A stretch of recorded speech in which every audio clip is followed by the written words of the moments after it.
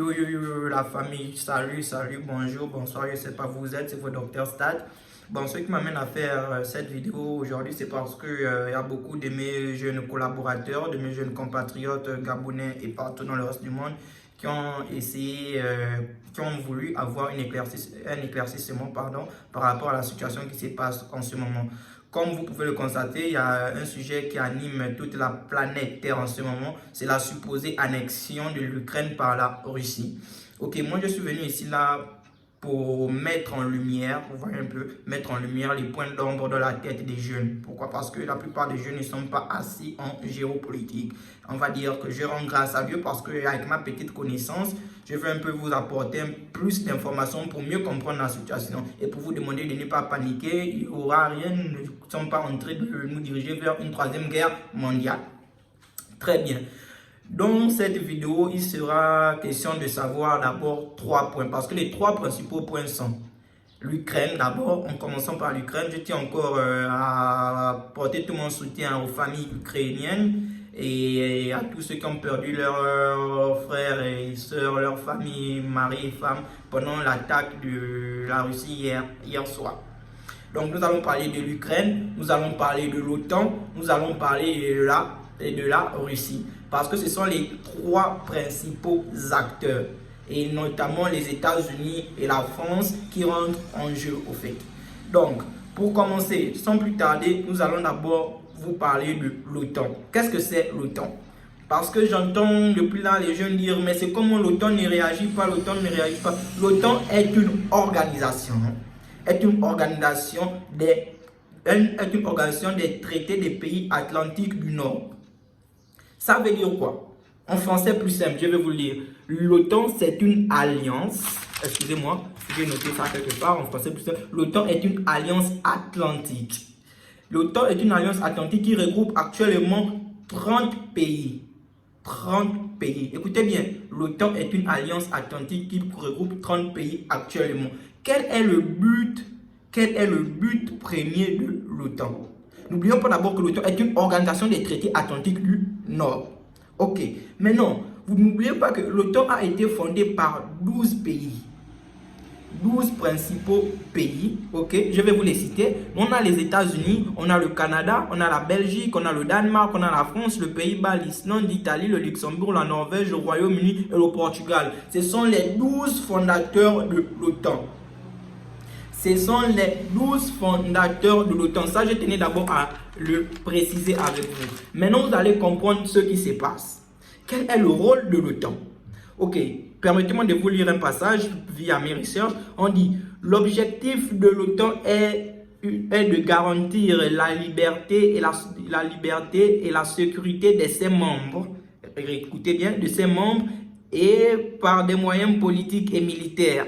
Très bien. Qu'est-ce que ça veut dire ici là? L'OTAN, son rôle premier, du moins son objectif, est de garantir la liberté, la sécurité de ses membres. Et en amont, je vous ai dit quoi? Que dans l'OTAN, on a 30 membres. Les 30 membres ici, qu'est-ce qu'on entend par 30 membres? C'est 30 États. On entend donc 30 pays.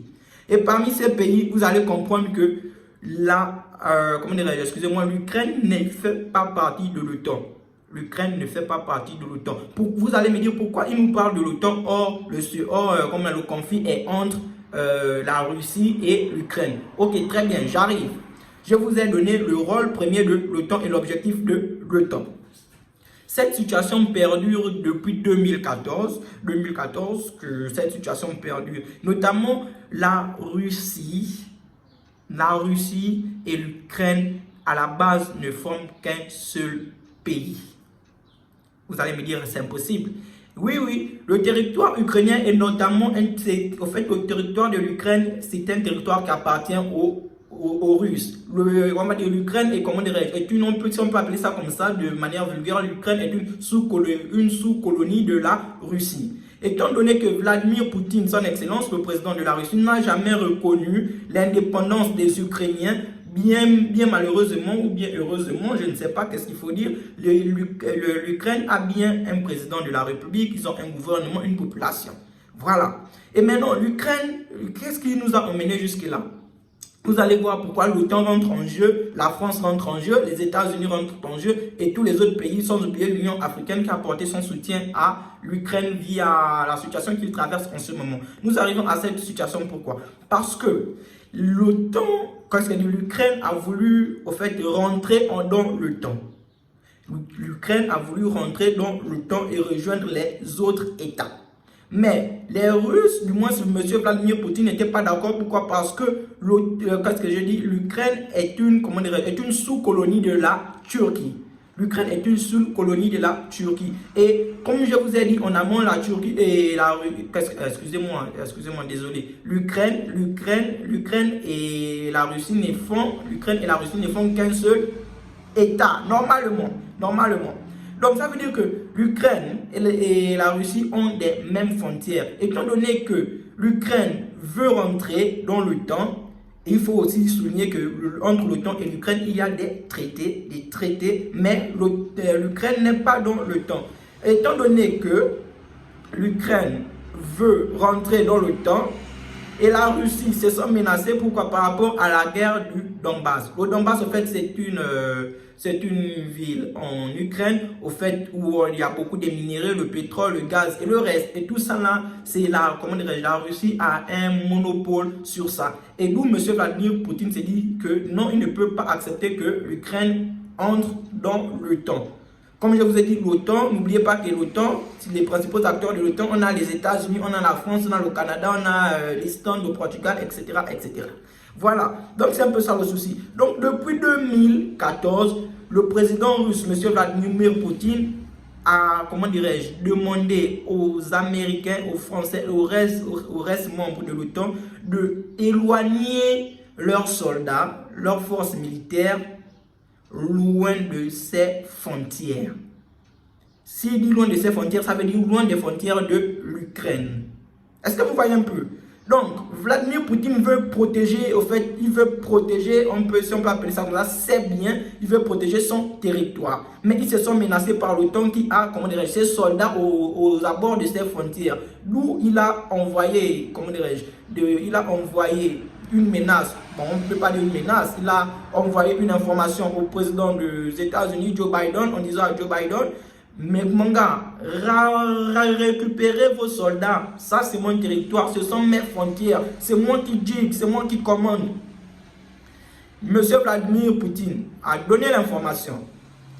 L'information n'a pas été respectée. Et M. Vladimir Poutine a encore ajouté que l'Ukraine n'a pas intérêt à rentrer dans l'OTAN, sinon je ne réponds plus de mes actes.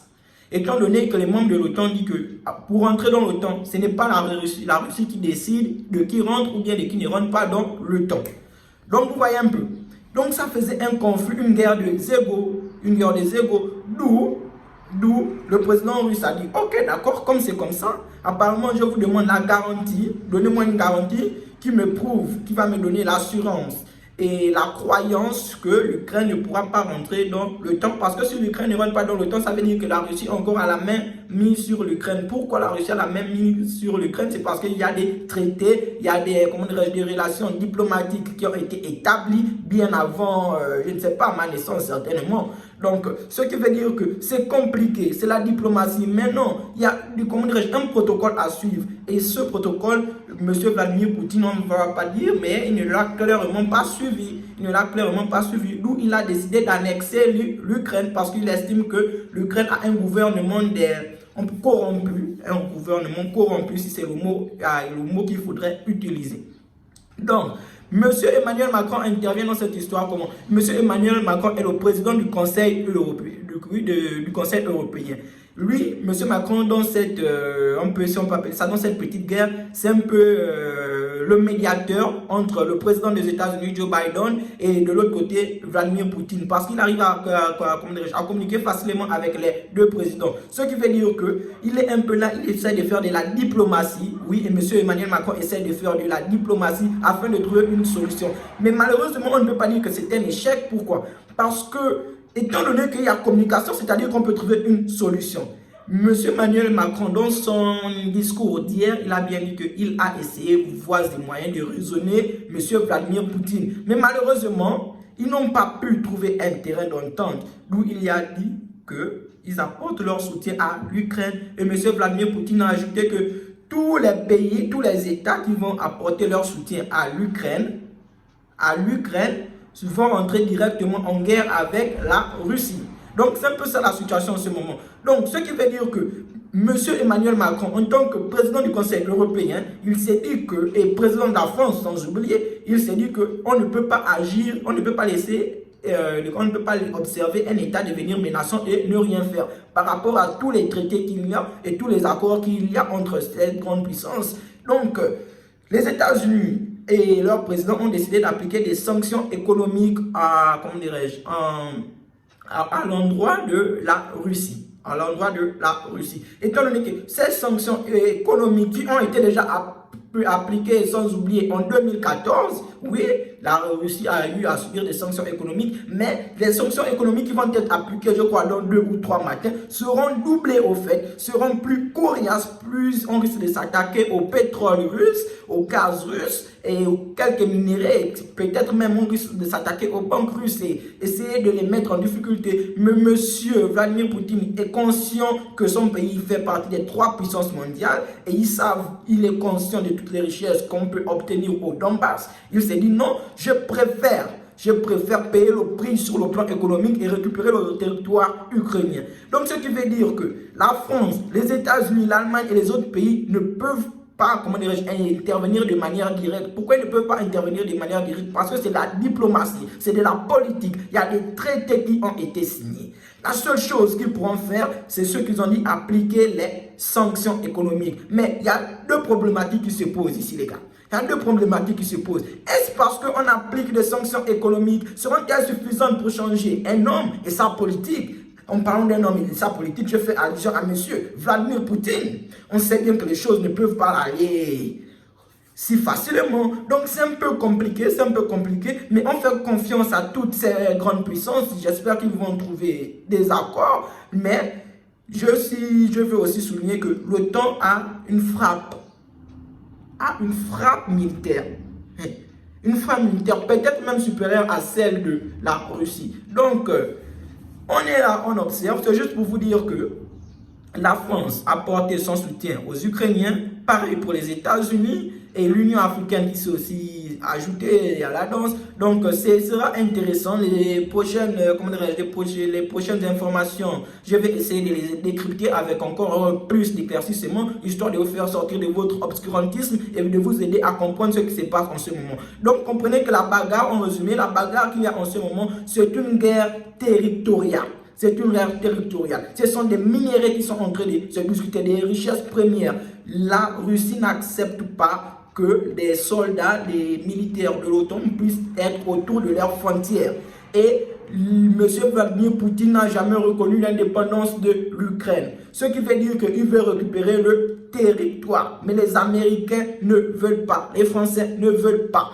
Et l'OTAN a dit à la Russie clairement que c'est l'OTAN qui décide de qui rentre et qui sort de l'OTAN. Ce n'est pas la Russie. Donc sur son C4, j'espère que j'étais suffisamment clair et maintenant vous comprenez un peu la situation, ce qui se passe sur ce Kaja. On n'oublie pas de s'abonner, d'activer la cloche de notification. Kaja.